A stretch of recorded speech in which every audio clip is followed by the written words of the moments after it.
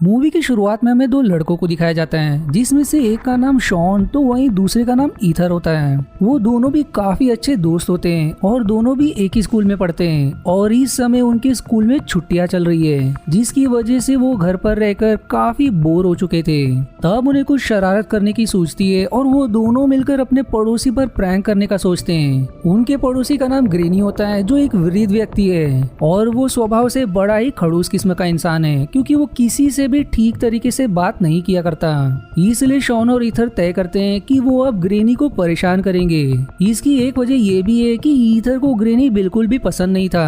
अब यहाँ हमें ग्रेनी के बारे में एक बात और पता चलती है कि जब उसकी पत्नी जिंदा थी तब उसके घर से बड़ी अजीब सी आवाजें आया करती थी और लोगों को ऐसा लगता था जैसे ग्रेनी अपनी पत्नी कैरोलिना को मार रहा हो, और इसी वजह से पूरे एरिया में ग्रेनी की छवि एक गुस्सैल इंसान के तौर पर बन गई थी। फिर अगले सीन में हम ग्रेनी को कहीं जाते हुए देखते हैं कि तब इस मौके का फायदा उठाकर शॉन और ईथर दोनों ग्रेनी के घर में आ जाते हैं, क्योंकि वो उसके घर की डिवाइसेस को हैक करके उसके ऊपर प्रैंक करना चाहते थे, जिससे कि वो उसका रिएक्शन रिकॉर्ड करके यूट्यूब पर अपलोड कर सके और इससे लोगों को ग्रेनी के स्वभाव के बारे में और भी कुछ जानने को मिलता।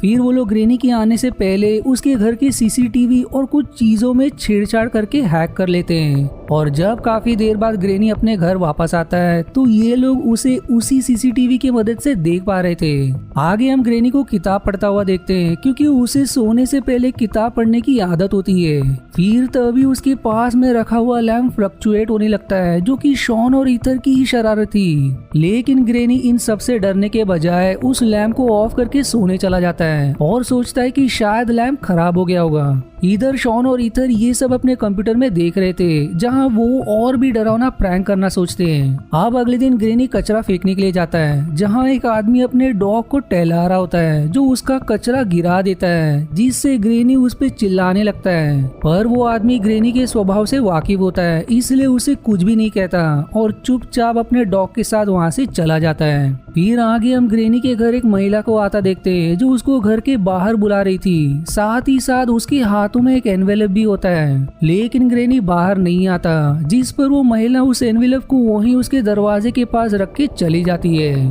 और उसके जाते ही ग्रेनी उस एनवेलप को उठा लेता है और उसे खोल के पढ़ने लगता है, जिसे पढ़ने के बाद वो उसे फाड़ के डस्टबिन में फेंक देता है। अब ये देखकर शॉन और ईथर को लगता है कि ग्रेनी पागल है, पर तभी अचानक से ग्रेजी के घर के पीछे का दरवाजा जोर जोर से हिलने लगता है, जिसके बाद उसे याद आता है कि उसकी पत्नी कैरोलिना उस दरवाजे को बंद रखने के लिए कहती थी, जिससे ग्रेनी को लगता है कि शायद ये सब कैरोलिना की आत्मा कर रही है। जिसके बाद वो वहाँ से चला जाता है, पर रियलिटी में ये सब शॉन और ईथर कर रहे थे। फिर उसी रात वो लोग उस दरवाजे को फिर से वैसे ही हिलाते हैं और इस बार डराने के बजाय ग्रेनी गुस्से में आ जाता है और उस दरवाजे को ही तोड़ देता है, जिसको देखकर दोनों लड़के काफी डर जाते हैं। फिर तभी ईथर के घर का दरवाजा नॉक होता है, जिससे उन दोनों को लगता है कि उनके घर पर ग्रेनी आ गया है, इसलिए वो लोग डरते हुए दरवाजा को खोलते हैं। लेकिन वहाँ पर शॉन के पिता आए हुए थे, जो शॉन को घर चलने के लिए कहते हैं, पर वो जाने से मना कर देता है, इसलिए उसके पिता वहाँ से चले जाते हैं। फिर रात में वो फिर से उसके साथ मजाक करने की सोचते हैं और इस बार वो ग्रेनी के घर का रेडियो ऑन कर देते हैं, जिसमें गाने बजने लगते हैं। तब फिर ग्रेनी वहाँ आता है और उसे उन गानों को सुनकर कैरोलिना की याद आने लगती है, जहाँ उसे कैरोलिना इसी गाने पे नाचते हुए याद आती है। फिर कुछ देर बाद ग्रेनी होश में आता है और उस रेडियो को बंद करके अपने बेसमेंट में सोने के लिए चला जाता है, जिस पर फिर शॉन और ईथर सोचते हैं कि आखिर बेसमेंट में ऐसा है क्या,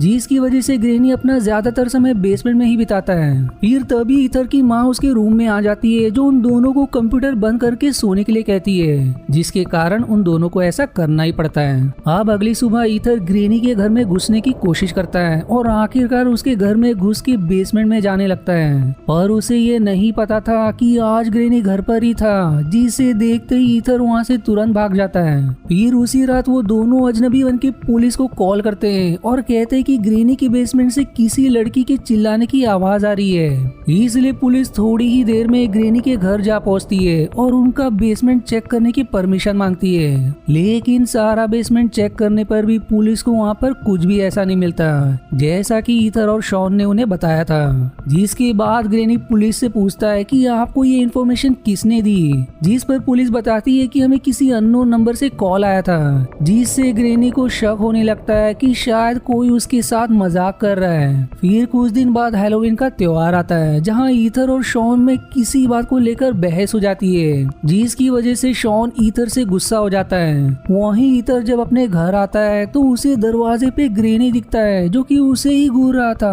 पर ईथर उससे नजर चुराकर अपने घर के अंदर चला जाता है और दूसरे दिन शॉन से माफी मांग लेता है और फिर दोनों में फिर से दोस्ती हो जाती है। वहीं आगे हम समझ पाते हैं कि ईथर की क्यूरियोसिटी बेसमेंट को लेके बढ़ते ही जा रही है, जिसकी वजह से वो रात को चुपके से ग्रेनी के घर में घुस जाता है और सीधा बेसमेंट में चला जाता है। वहाँ उसको काफी सारा मेडिकल के सामान दिखते हैं जैसे दवाइयाँ, इंजेक्शन वगैरह। वहीं साथ ही साथ उसे वहाँ पर एक घंटी रखी हुई दिखाई देती है जो गलती से ईथर से बच जाती है, जिसकी वजह से ग्रेनी नींद से जाग जाता है और अब वो बेसमेंट की तरफ जाने लगता है। पर समय रहते ईथर उस बेसमेंट से बाहर निकल के हॉल में छिप जाता है, जिससे ग्रेनी को लगता है कि शायद कोई चोर उसके घर में घुस आया है, इसलिए वो अपनी गन हाथ में ले लेता है। वहीं ईथर के पास भी सेल्फ डिफेंस के लिए गन होती है और शॉन उसको सीसीटीवी की मदद से सब बता रहा होता है कि ग्रेनी इस समय कहाँ पर है। पर तभी ग्रेनी की नजर उस बेल पर जाती है जो बेसमेंट में थी, लेकिन उस बेल को यहाँ हॉल में देखकर वो बिना कुछ सोचे समझे खुद को गोली मार लेता है। अब ये देखकर ईथर और शॉन काफी डर जाते हैं और शॉन भाग के ईथर के पास आता है। फिर दोनों मिलकर ग्रेनी की लाश को छिपाने का सोचते हैं, जिस पर सबसे पहले तो शॉन घर के सारे सीसीटीवी कैमरास को ऑफ करने चला जाता है, लेकिन उसी समय वहाँ पर पुलिस ऑफिसर आ जाता है और अब हम ग्रेनी की जिंदगी को फ्लैशबैक में देखते हैं जहाँ उसकी पत्नी कैरोलिना को कैंसर की बीमारी थी और ग्रेनी उसको अकेला महसूस नहीं करना चाहता था। इसी वजह से उसने घर में ही हॉस्पिटल का सारा सामान रख लिया था ताकि कैरोलिना को भी अकेला ना महसूस हो। फिर हमें एनवेलप वाली महिला भी दिखाई जाती है जो कैरोलिना के पास बैठी हुई थी। दरअसल वो कैरोलिना की काफी अच्छी दोस्त थी। जिसके बाद हम ग्रेनी को कैरोलिना के लिए वो बेल लाता देखते हैं ताकि जब भी कैरोलिना को उसकी जरूरत पड़े तो वो उस बेल को बजा के उसको अपने पास बुला सके। और यहाँ हम समझ पाते हैं कि ग्रेनी अपनी पत्नी कैरोलिना से बहुत प्यार करता था, पर कैरोलिना को कैंसर होने के कारण उसकी तबीयत दिन ब दिन खराब हो रही थी। और फिर एक दिन ऐसा आया जब कैरोलिना की मृत्यु हो गई, इसलिए इस सदमे के बाद ग्रेनी काफी उदास रहने लगा। जिसके बाद वो कैरोलिना का सारा सामान बेसमेंट में रख दिया और फिर वो अपना ज्यादातर समय वहीं बैठकर कैरोलिना को याद करते हुए बिताता गया। अब फ्लैशबैक खत्म होने पर हम प्रेजेंट समय में आते हैं जहां वो पुलिस ऑफिसर ईथर और शॉन को अरेस्ट कर लेते हैं, जिसके बाद उन दोनों की कोर्ट में पेशी होती है जहां वो दोनों बताते हैं कि ग्रेनी ने खुद ही आत्महत्या कर ली। इसलिए कोर्ट उन दोनों को किसी की भी निजी जिंदगी में झांकने के लिए 2 साल की सजा सुनाती है, जहाँ पर कैरोलिना की दोस्त भी होती है जो बताती कि वो ग्रेनी के लिए वृद्धाश्रम का फॉर्म लेकर आई है, क्योंकि कैरोलिना के जाने के बाद से ग्रेनी काफी अकेला हो गया था और वो काफी समय से डिप्रेशन में भी चल रहा था। लेकिन उसने वृद्धाश्रम जाने से मना कर दिया, इसलिए मैं उस फॉर्म को वहीं पर रख कर चली गई। यानी कि जिन पेपर्स को ग्रेनी ने फाड़ा था वो वृद्धाश्रम के पेपर्स थे। और इसी सैड एंडिंग के साथ ये मूवी यहीं समाप्त हो जाती है। अब बात कर लेते उन सब सवालों की जो इस एक्सप्लेनेशन को सुनने के बाद आपके मन में रह गए होंगे, जैसे कि ग्रेनी ने खुद को क्यों मारा। तो इसके 2 जवाब हो सकते हैं। पहला ये कि ग्रेनी कैरोलिना की मृत्यु के बाद अकेला पड़ गया था, जिसकी वजह से वो काफी उदास भी रहने लगा था और यही वजह थी कि वो स्वभाव से खड़ूस भी हो गया था। अब क्योंकि वो इतना उदास था इसलिए जब उसने कैरोलिना की बेल को बेसमेंट से बाहर देखा तो उसने खुद को गोली मार ली। पर अब सवाल आता है कि बेल को देखकर तो वो खुद को पहले भी मार सकता था, फिर उस दिन ही उसने खुद को क्यों मारा।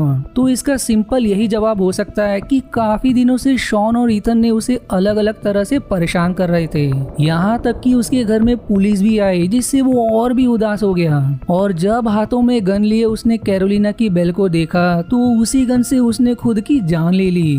वहीं अगर दूसरी थियोरी पर ध्यान दे तो हमने शॉन और ईथर को ग्रेनी को डराते हुए देखा था, जहाँ उन्होंने उसकी रेडियो को चालू कर दिया था और वहीं उसके दरवाजे को जोर जोर से हिलाया भी था और इसी तरह से उन दोनों ने काफी कुछ ग्रेनी के साथ किया था, जिससे शायद उसे लगने लगा होगा कि घर में कैरोलिना की आत्मा आ गई है जो उसे अपने पास बुला रही है। और इसीलिए जब बेल को उसने बेसमेंट से बाहर देखा तो उसे लगा होगा कि इसे भी कैरोलिना की आत्मा ने ही यहाँ रखा होगा और इसीलिए उसने खुद को गोली मारी। इसके अलावा एक और सवाल बचता है कि वो पुलिस ऑफिसर अचानक से ग्रेनी के घर कैसे आ गया। तो इसका साफ जवाब यही हो सकता है कि वो उस समय पेट्रोलिंग कर रहे होंगे और उसने गोली चलने की आवाज सुन ली, या फिर ये भी हो सकता है कि किसी पड़ोसी ने गोली चलने की आवाज सुनी होगी और पुलिस को इन्फॉर्म कर दिया, जिससे वो ऑफिसर वहाँ पर टाइम पर पहुँच गए और उसने शॉन और ईथन को गिरफ्तार कर लिया। अब ये तो मेरी थियरी थी, पर अगर आपको कुछ और लगी हो तो मुझे कमेंट में जरूर बताएं। और आज के वीडियो में इतना ही। आशा है आपको मेरी एक्सप्लेनेशन पसंद आई। यदि हाँ तो प्लीज वीडियो को लाइक करना और चैनल को सब्सक्राइब करके सपोर्ट करना ना भूलें। मिलते हैं अगले एक्सप्लेनेशन वीडियो में, तब तक के लिए धन्यवाद दोस्तों।